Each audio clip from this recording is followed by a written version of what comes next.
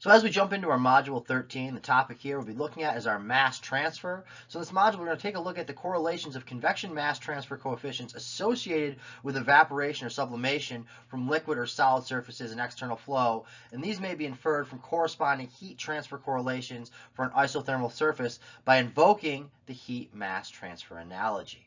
So within this module, we'll take a look at that heat mass transfer analogy, take a look at flat plate and parallel flow, specifically looking at the laminar flow, the laminar to turbulent region, and the turbulent flow as well. So then the last topic we'll be taking a look at are fluid properties. So this relates back to Chapter 7 in your book, sections 7.2 through 7.8. So for our second section of Module 13, this is our Module 13.2, we're looking at the topic of external flow mass transfer. So within this, we're taking a look at the heat and mass transfer analogy, talking about fluid properties, and looking at a flat plate and parallel flow. So within this, we're going to go over the key theory for the above topics, talk about our governing equations, look at some practical applications, and then go through my hand solution to a couple of problems. So as we jump into our Module 13 material, we'll be finishing up our Chapter 7, taking a look at external flow, in particular looking at mass transfer. This will relate back to Sections 7.2, 7.5, 7.7, and 7.8 in your textbook. So as we begin our discussion for mass transfer, we're going to take a look at the correlations for convection mass transfer coefficients associated with evaporation or sublimation from liquid or solid surfaces in external flow. Now these may be inferred from the corresponding heat transfer correlations for the isothermal surface by invoking the heat and mass transfer analogy. So for this heat and mass transfer analogy, we're taking a look at our NU, our Nusselt number, SH, our Sherwood number, PR, our Prandtl number, and SC, our Schmidt number. So we can see that relationship we have here as we do this heat and mass transfer analogy. So for an example, let's go back to our flat plate and parallel flow. Now with this, we could have laminar flow, laminar to turbulent flow, and turbulent flow. So if we're dealing with our laminar flow, we're going to look back to our equation 7.26 in our textbook. So with this here, we can see we have our SH, or our Sherwood number here, and this is going to be equal to H sub m times our x all over our dBA, which is equal to 0.332 times our Reynolds number to the 1/2 and our Schmidt number to the 1/3. So again, reference back to 7.26 for this relationship there. And we can also reference to our equation 7.30 where we have this relationship here for our average Sherwood number right here. We can see this is equal to, we can see now our bar right there for our average H sub ml all over now our DAB there. So notice the difference between this here, our subscript here, our x, and our x in the numerator, our L, and our L in the numerator there for this relationship between our 7.26 and 7.30, both these involving our Reynolds number and our Schmidt number here for a flat plate and parallel flow dealing with our laminar flow. Now what if we're in between laminar and turbulent? We have this laminar to turbulent flow region here. So this will relate now and change this relationship now. So you can see as we're dealing with our Sherwood number here to our equation 7.41 in our textbook as well. So we can go back to that if we are in this relationship where we're in our laminar to turbulent flow transition period. Notice in here we do have this A, where A is going to be the constant determined by the value of the critical Reynolds number.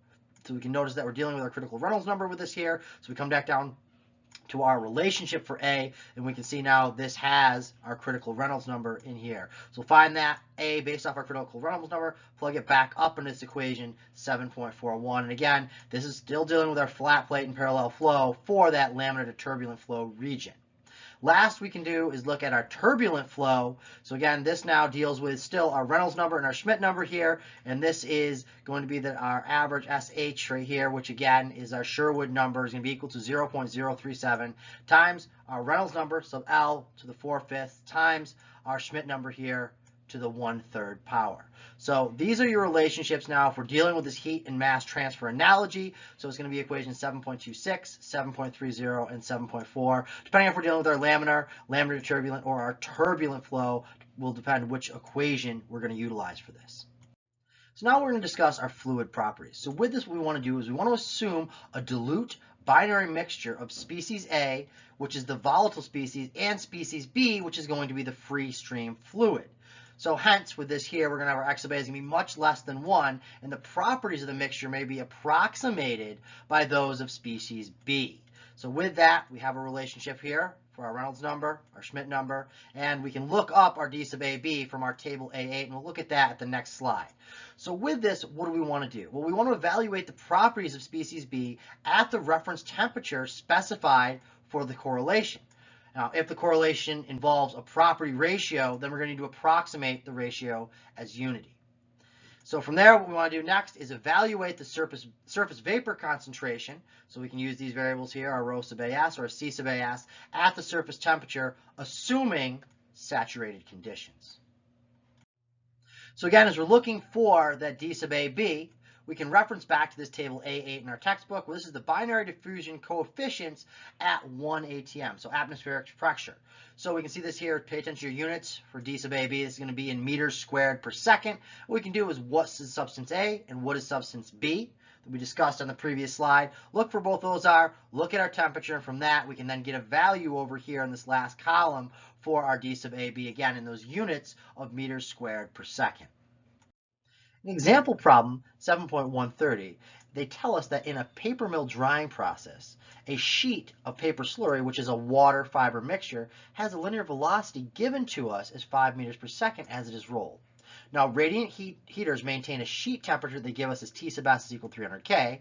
As evaporation occurs to dry, ambient air at 300 K is going to be above and below the sheet. So we can see that there's going to be ambient air above and below the sheet at 300 K, and we can see this temperature at the surface here is our T sub S, so they give us is 300 K.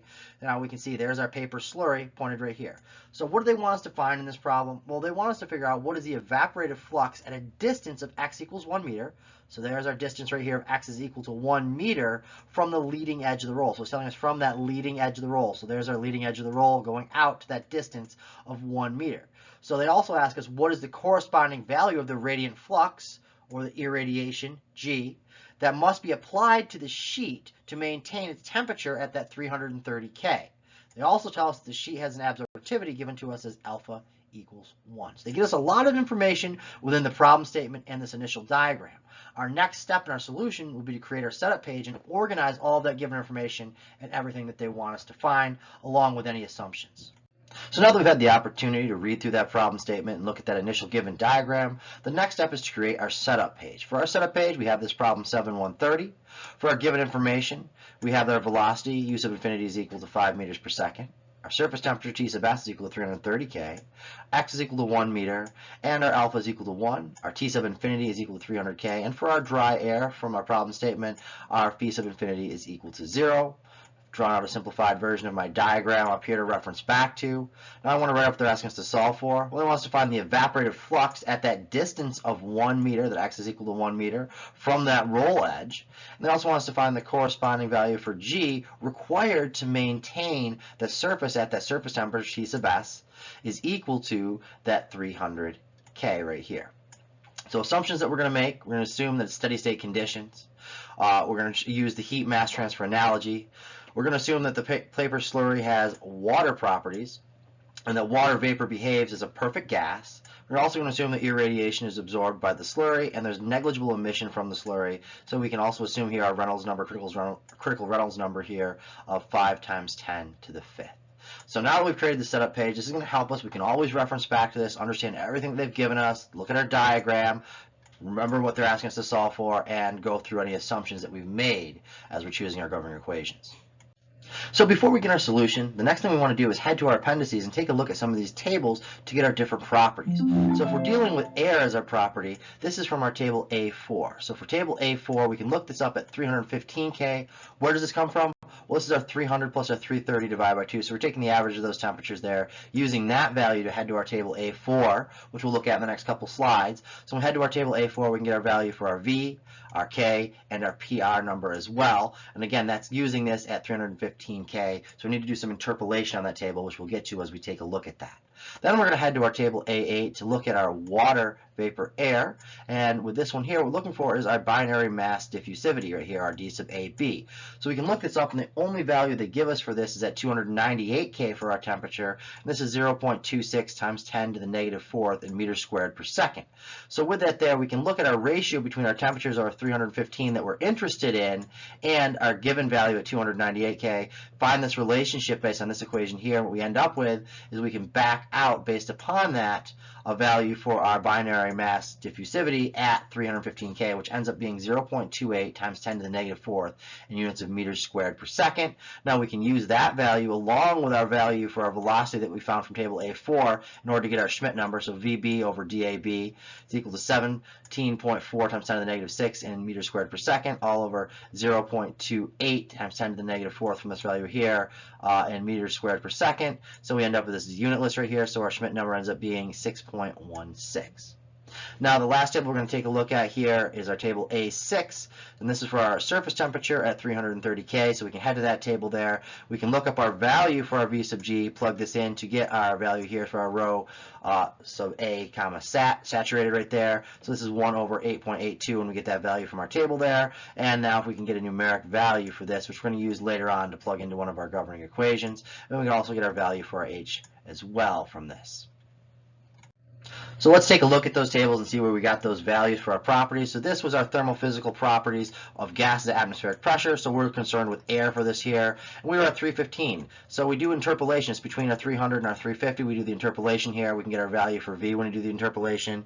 We can get our value for K, and we can get our PR number as well, all from interpolating from this table A4. So now we'll take a look at our table A8 for our binary diffusion coefficients at 1 atm. So we're going to look for our d sub AB here in units of meters squared per second. When we look at our substance A, this is going to be our water. Our substance B is going to be air. Now the only temperature they have this at is our 298, so we'll get our value for our binary diffusion coefficient at that 298 K, which is at 0.26 times 10 to the negative 4th. But that's why we use that other relationship at 315 K to transform this to the value that we need for the value at that temperature rather than at 298 K. So the last table we're going to look at here for our properties is our table A6, and this is our thermophysical properties for saturated water. So we know that our temperature here is at 330 Kelvin, so we come down here to 330 Kelvin. We want our V sub G for our specific volume here, so we come down, this ends up being 8.82, and we use that for our calculations. So now that we've taken the time to write out our setup page, have all of our given information, go to our appendices, look at our tables, and get all of our properties, now we can begin our solution. So for our solution, let's start at part A here. So in part A, we can recognize that this drying process can be modeled as flow over a flat plate with heat and mass transfer. And we'll do this for a unit area at our x is equal to 1 meter that they give us in our problem statement. So within this, we can say, okay, what is our governing equation? Where do we start? So our governing equation, we go back to chapter 6, take a look at equation 6.18.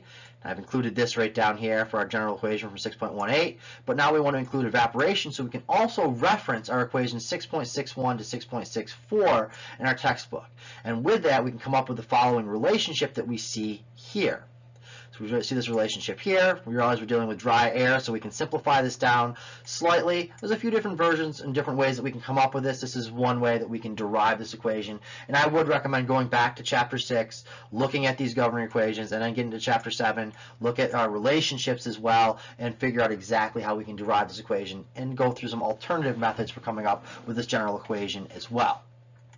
Then we can come back to our chapter 7 and take a look at our equation 7.26 on page 441 of our textbook, come up with our general equation here now for our Sherwood number based upon our Schmidt number and our Reynolds number, and just make sure that when we're looking for these equations, we're picking our general equations, we understand when we can use these and when they're applicable. So for this case here, this needs to be when our Schmidt number is greater than or equal to our value of 0.6 when we plug in for this here. So that's when this relationship is valid. So we can use this here in order to determine our value here. So this is what we're looking for, our H value right here in the numerator here, so we can plug in for our value for our D sub AB that we looked up off our table, rearrange and solve this for this value here for our H sub m comma x. Now, in order to do that, we saw that we were also going to need a value for our Reynolds number here. So in order to calculate this Reynolds number, we can go back to our page 455 in our textbook to look at this relationship here. So we have that velocity, our u sub infinity x, all of our v sub b. Well, this was given to us in our problem statement. This was a value of 5 meters per second given to us in the problem. Our x was given to us as 1 meter, and we looked up our v from our table, and that was 17.4 times 10 to the negative 6 meters squared per second. So we can do out our math here, calculate this down. Now we have a value for our Reynolds number here of 2.874 times 10 to the 5th. Now, since this value is going to be less than that 5 times 10 to the 5th right there, then we know from this relationship that our flow is going to be laminar. So next, with that information, we can go ahead and invoke our heat mass transfer analogy. So we can rearrange that equation 7.26 to solve for our H value. So we do that there. This is a rearrangement of that equation 7.26. I still left it in general terms. I haven't plugged in my values for d sub AB or my x yet or my Reynolds number or Schmidt number. I've just rearranged it first. And I like to do that before I just start throwing in my numeric values. Make sure I have everything accurate if I'm going to rearrange a problem and solve for something. And then I can come down here, reference back to my setup page, reference back to all my values that I have and start plugging in. Plug this in. Well, my d sub AB, we looked that up and did some interpolation for our temperature from the table there. So this was 0.28 times 10 to the negative fourth in units of meters squared per second, all over our x value, which is given to us as 1 meter. This is times 0.332 times our Reynolds number that we've just calculated up above here, which is 2.874 times 10 to the fifth. All the 1/2 power, and we have our Schmidt number here, which is a 0.616 to the 1/3. So with that there, now we can get a numeric value for our H. Pay attention to our units. It's in meters per seconds over here. This is 4.24 times 10 to the negative third. Now with that value, what we can do is go back to our equation for our evaporative flux, solve for that, so we come back up to our general equation here where we can start plugging in. So now we have a value for H right here that we can plug in. That's at 4.24 times 10 to the negative third in units of meters per second. Then we come over here and we said, well, we found this value from our table A6, our value for temperature of T sub S of 330 K, and this was our 1 over our V sub G. We looked up that V sub G as 8.82, ran this right here. So our rho value here was equal to 0.1134, and this is in units of kilograms per meters cubed right there, so we can plug that into this relationship shown here. So now we can take these values, run it through our calculator, and we end up with a numerical value now for our evaporative heat flux. So we find that to be 4.81 times 10 to the negative fourth. And take a look at our units here. This is in kilograms per seconds from up here times our meters squared. Now the next step in our solution, what we're going to do is form an energy balance on the differential element at the location given to us in the problem statement of x is equal to 1 meter.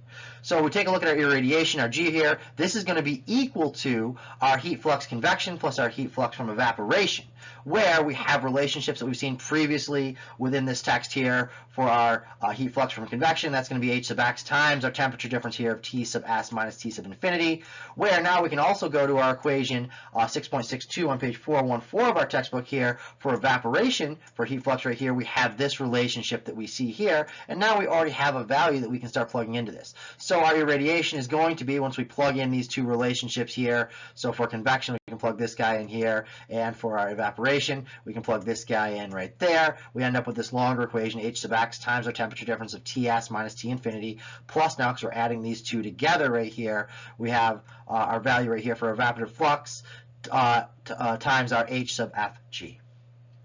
So looking at that equation from our energy balance, we realize we're still going to need a value here for our local convection coefficient, our H sub x. So how do we go about doing that? Well, we can go back to our equations 7.26 and 7.23 in our textbook, looking at our local Nusselt number and our local Sherwood number. Now these relationships show that we have our local Nusselt number is equal to that H of x value, that local convection coefficient, times our x divided by k, and this is equal to 0.332 times our Reynolds number to the 1/2 times our PR number to the 1/3.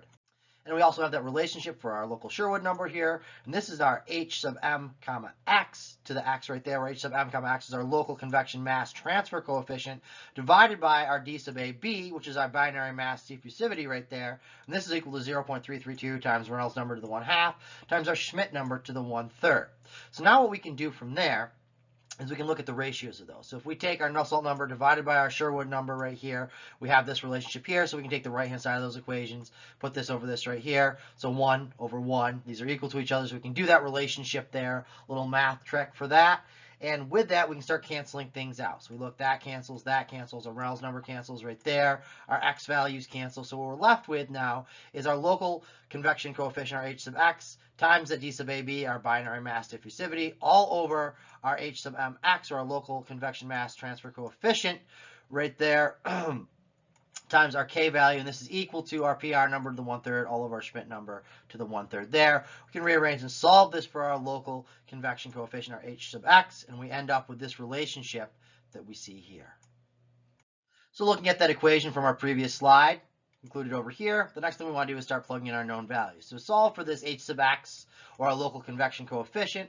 This is going to be equal to our h sub m comma x, or our local convection mass transfer coefficient, which we have a value for that we solved for earlier, of 4.24 times 10 to the negative third in units of meters per second, times now we have our value of k, divided by our d sub ab, or our binary mass diffusivity. We can go back again through our other problems, back to our setup page, go back to the values we got from our tables. We can start plugging in here, put those two numeric values in there, and we also have our PR number and our Schmidt number that we can plug in there. So everything we have a numeric value for. We can run this through our calculator. We end up with our h sub x, or our local convection coefficient. This ends up being 4.34 in units of watts per meter squared times Kelvin. So again, with this here, you can see I've included my units all the way along as I plug into this general equation. This is great for unit analysis to make sure that everything checks out. You have everything in the right units. You have your equation correct. So we have that there. Now we have that value for our h sub x. We can plug that back in now to our energy balancer relationship in order to solve for our irradiation. So we call our general equation here was our h sub x times our temperature difference between Ts minus T infinity times our value here now for our evaporative flux times our h sub fg, which is our latent heat of vaporization. Plug in those values there. So our irradiation is equal to, now we plug in from our above equation here, this 4.34 times now our temperature difference of 330 minus 300 in units of Kelvin, times our evaporative flux right there, times our value for our latent heat vaporization over here. So plug in all those values, and we find now when we run this through our calculator is that our irradiation G is going to be equal to 1,268 in units of watts per meters squared. So now let's go through my hand solution for example problem 7.139, dealing with a cylindrical dry bulb and wet bulb thermometers.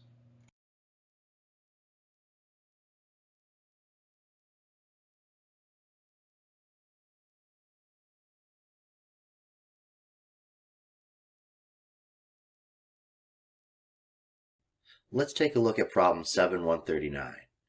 In this problem, they tell us we have a cylindrical dry bulb and wet bulb thermometers are installed in a large diameter duct to obtain temperature T sub infinity and relative humidity T sub infinity of moist air flowing through the duct at a velocity of v.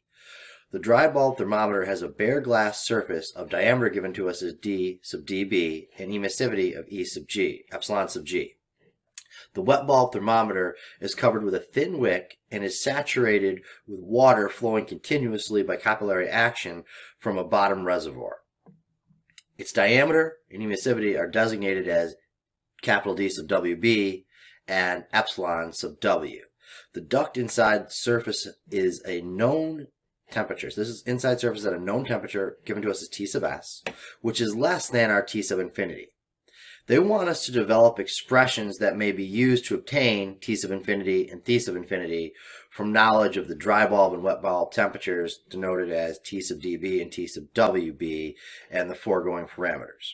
Now they want us to determine T sub infinity and T sub infinity when we have these values given to us to our variables. So if our dry bulb temperature T sub dB is 45 degrees Celsius, our wet bulb temperature T sub WB is 25 degrees Celsius, our T sub S 35 degrees Celsius, our P pressure is equal to P is equal to 1 atmosphere, velocity at 5 meters per second, our diameter of our dry bulb is 3 millimeters, the diameter of our wet bulb is 4 millimeters, and our emissivity E sub G is equal to E sub W, which is equal to 0.95. As a first approximation, they ask us to evaluate the dry and wet bulb air properties at 45 and 25 degrees respectively.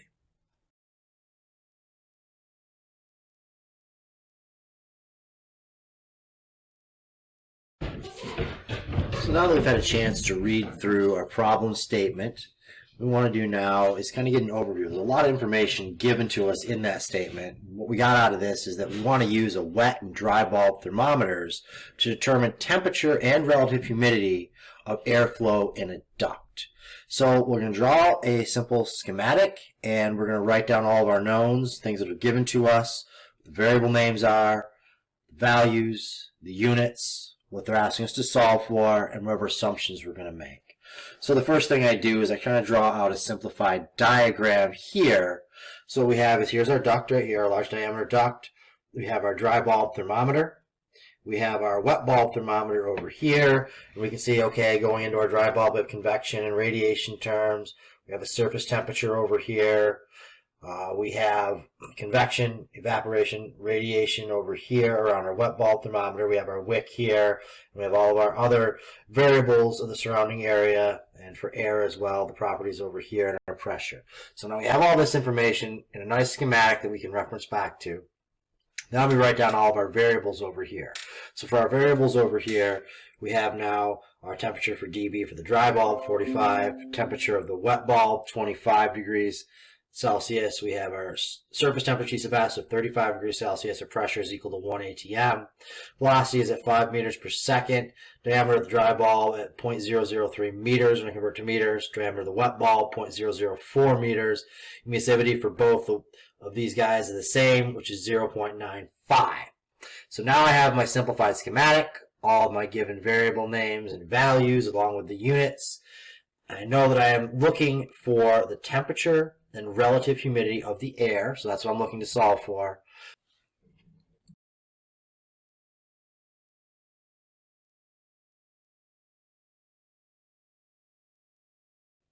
Next, I'm going to take a look at my assumptions. I'm going to assume steady state conditions. I'm going to assume conduction along the thermometers is negligible.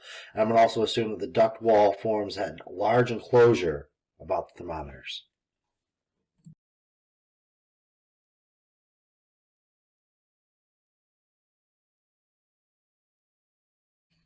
So for the first part of our solution, we're going to head to table A4 on the back of our textbook in the appendices, and we're going to look up the properties for air at our given values. So when we do that there, we know that we're at 45 degrees Celsius, or 318 K if we do the conversion, and 1 atm. So we can go to table A4, we get our V is equal to 17.7 times 10 to the negative 6 units of meters squared per second. And again, pay attention to the top part of that chart to see that we're in 10 to the 6 and make sure we do that correctly. We get our values. K value of 0.0276 watts per meters times Kelvin, and a PR number of 0.70. Now we're going to do the same thing and look it up at 25 degrees Celsius here, 298 K. So then we get different values here for this temperature, where V is equal to now 15.7 times 10 to the negative 6 meters squared per second. K is equal to 0.0261 watts per meters times Kelvin, and our PR value is now 0.71. So that was the properties of air. We can go to table A6 now because we're also going to be dealing with a saturated vapor. So if we deal with saturated vapor at 298 K, we go to table A6 in the appendices of the textbook. Find our V sub G here is equal to 44.3 meters cubed per kilogram. H sub FG is equal to 2,442 kilojoules per kilogram. And our saturated vapor at 318 now, our other temperature here, 318 or 45 degrees Celsius, we get our V sub G as 15.5 meters cubed per kilogram.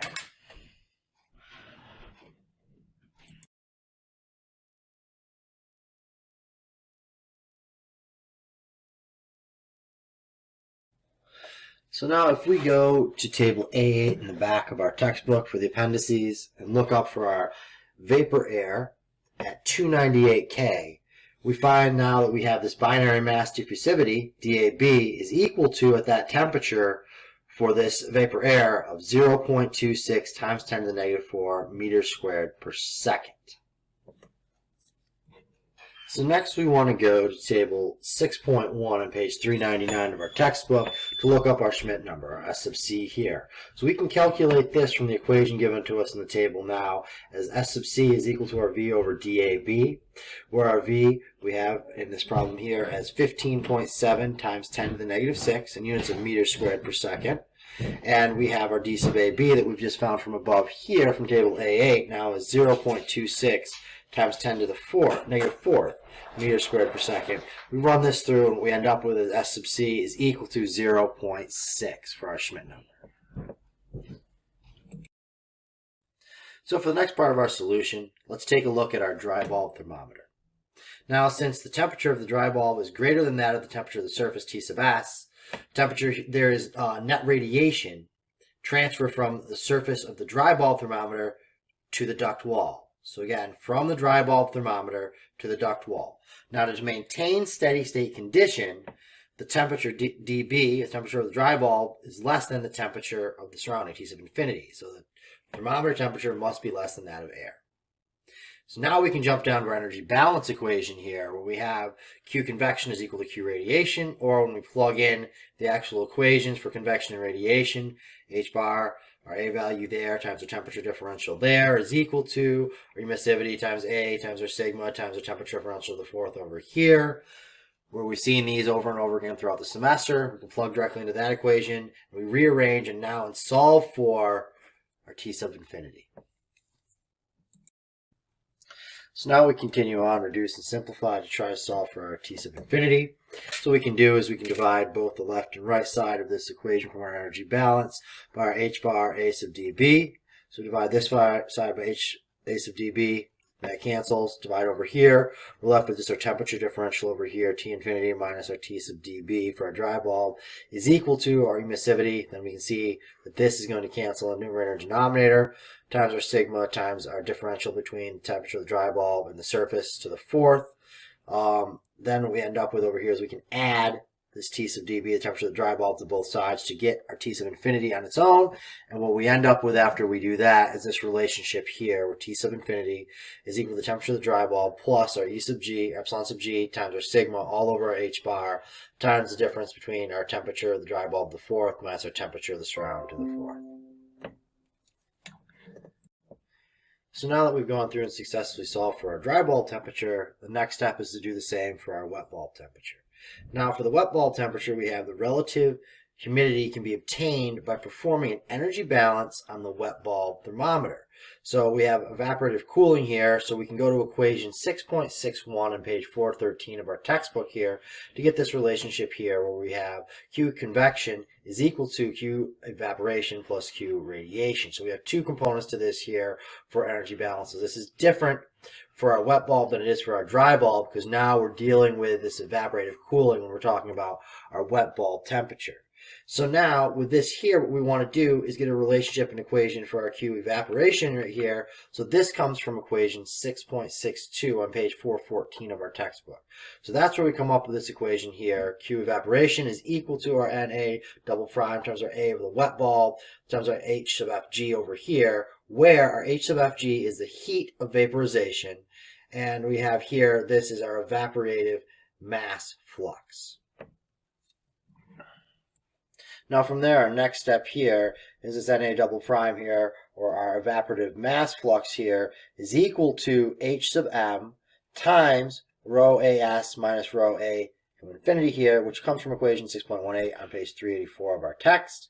So now we can start plugging in our known values here for our specific equation here. And what we have now is a Q evaporation from up above here.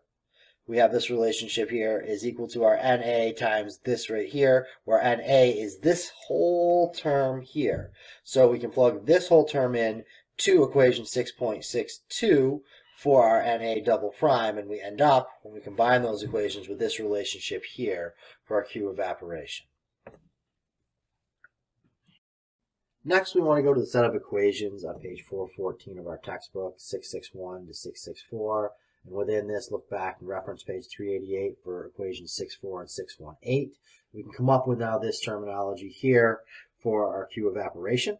This is equal to our H sub m bar times our rho A sat, time right here of our temperature of our wet bulb, minus infinity, T sub infinity, rho A sat here, temperature now for surrounding infinity there, times our AWB for the wet bulb, or H sub Fg. Now with this relationship for our Q evaporation, we can plug this back into our general energy balance equation now from above there. And what we end up with is this long equation here. So this is just our energy balance equation with our convection, evaporation, radiation terms. And I like to separate that all out because I know this is a very long, involved equation. So it's great to be able to say, okay, this is the convection part I'm dealing with. This is the evaporation part I'm dealing with. This is the radiation part I'm dealing with.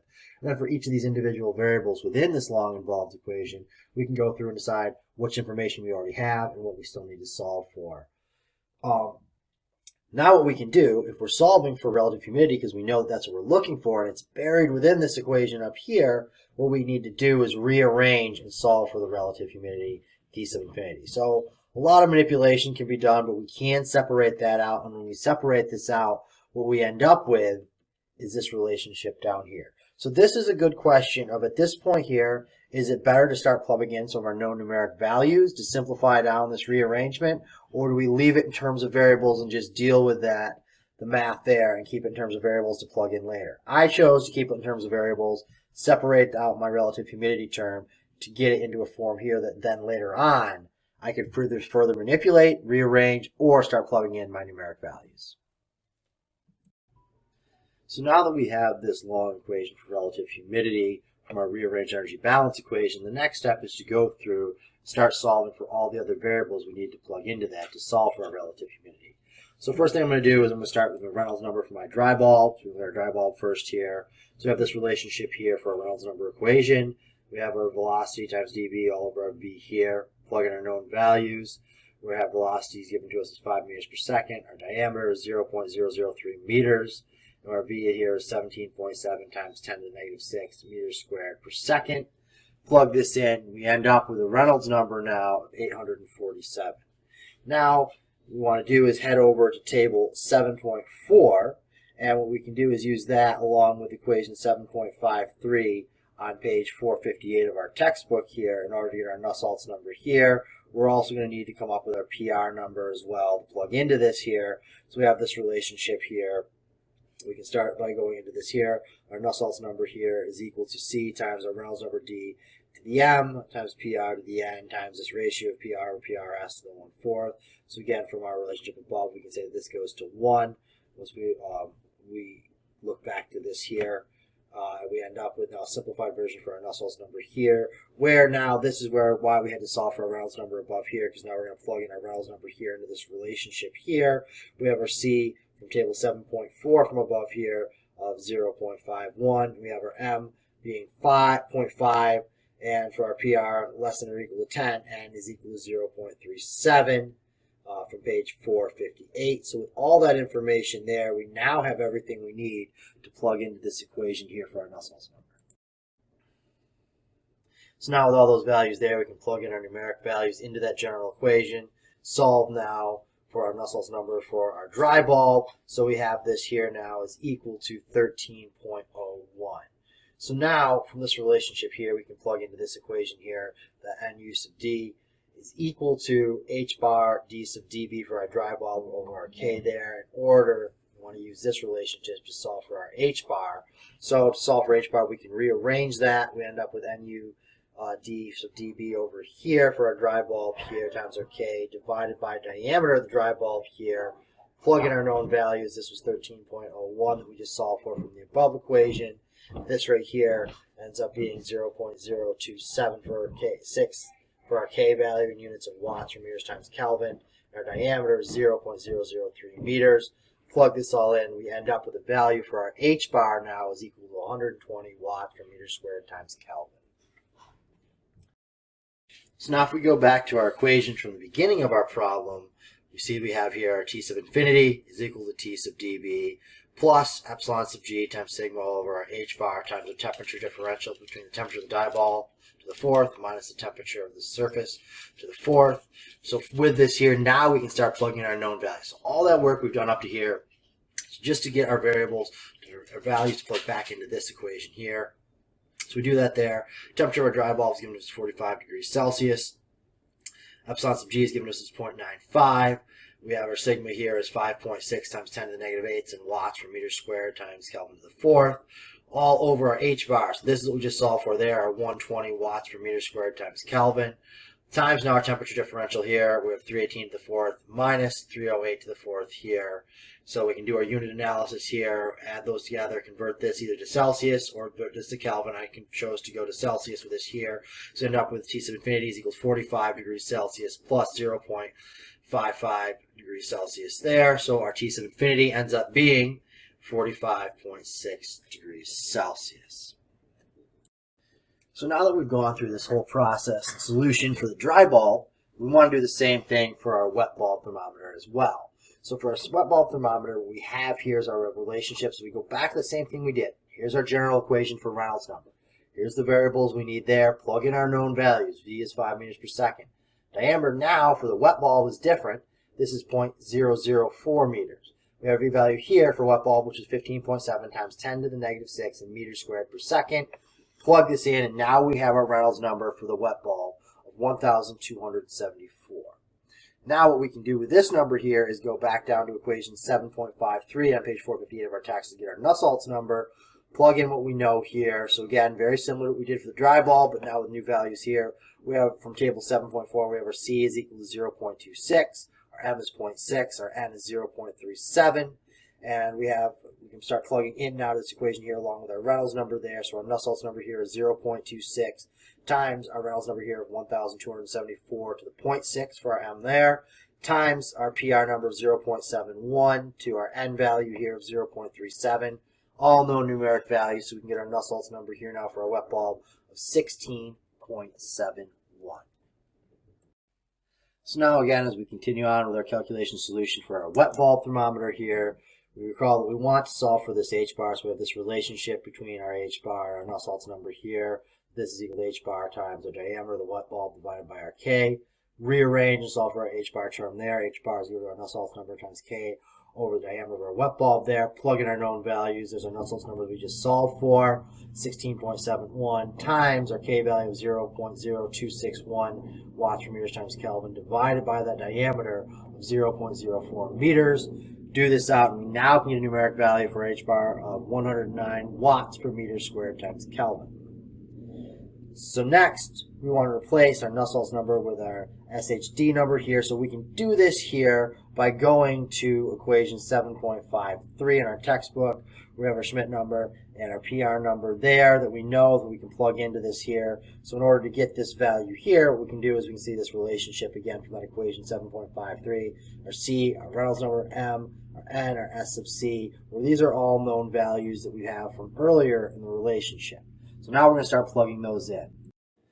So now for our Sherwood equation here, we have all of our known values, and now we have the Schmidt number here. We've seen previously, we defined this before off of table 6.2, page 409 of our textbook, where we had this relationship for our Schmidt number, V over DAB, where DAB came from table A8. So we can plug in those numeric values there. We end up with a Schmidt number of 0.6, which we plug back into the Sherwood equation up here, and end up with a value of 15.7. So then we can go back to table 6.2 here, come up with this relationship here, rearrange and solve for our H bar value now here. So we do that, and we end up with our H bar value over here is equal to Sherwood number times D sub AB, all of the diameter of the wet bulb there. So now we can plug in our known values. We've just solved for Sherwood number 15.7. We have our DAB that we solved from table A8, which is 0.26 times 10 to the negative 4th meters squared per second. And the diameter of our wet bulb is given to us as 0.004 meters. Plug this all in, we end up with an H bar sub M equal to 0.102 meters per second. Next, we recall that our specific value is given to us by the ratio of 1 over our density here. So with that relationship there, we can plug in. So our density for A saturated for the temperature of the wet bulb here is equal to 1 over our V sub G times the temperature of the wet bulb there. Plug in our known values there. Well, we know the temperature of the wet bulb is 298 K. 1 over VG, everything else stays the same there. So now we can go to table A6, and we look up our V sub G at this 298 K for the temperature of our wet bulb. What we end up with is a value of 44.3 meters cubed per kilogram. So we can plug that value in there. And we say 1 over that for this relationship here is 1 over this 44.3 meters cubed per Kelvin. Plug this back in. We can solve now for our density at that temperature of the wet bulb there. We end up with this right here is equal to 0.026 kilograms per meters cubed. So we can now do the same thing for our surrounding air temperature, for our density there, for saturated, and we end up with this relation here for our saturated density of the air there. The surrounding temperature of T sub infinity is equal to that same relationship of 1 over Vg. Now at this T sub infinity of 318 K. So again, go back to table A6, look up our value here at 318 K. We end up with 15.5 meters cubed per kilogram. Plug in our values here. We end up with that our density here at this 318 K at T sub infinity is equal to 0.0645 in kilograms per meters cubed. Now all these values, we can go back to our relative humidity equation, plug these all back into a relative humidity equation to solve. So now we go back to our relative humidity equation. So again, remember this is a long involved equation that we derived from our energy balance equation. So again, this is why I kind of like to leave this in terms of variables and not plug it in at the beginning. So I like to be able to do this all at the end and take a look. And what that allows me to do is some unit analysis to make sure everything checks out. So I do that and I go through variable by variable for this here, from everything I solved all the way up on the other 15 pages of solution, start plugging everything in. Put in our all numeric values, put in our units along the way so we can cancel these out and double check. When we do that, we end up that the relative humidity is 0.2.